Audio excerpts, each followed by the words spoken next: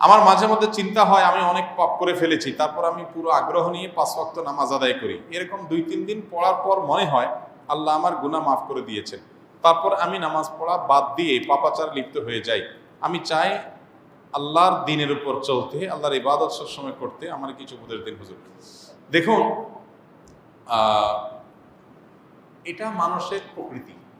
আমরা কেউ রাতারাতি বা মুহূর্তে ফেরেশতা হয়ে যেতে পারবো না, এটা সম্ভব না। আল্লাহ এভাবে মানুষকে সৃষ্টি করেন নাই।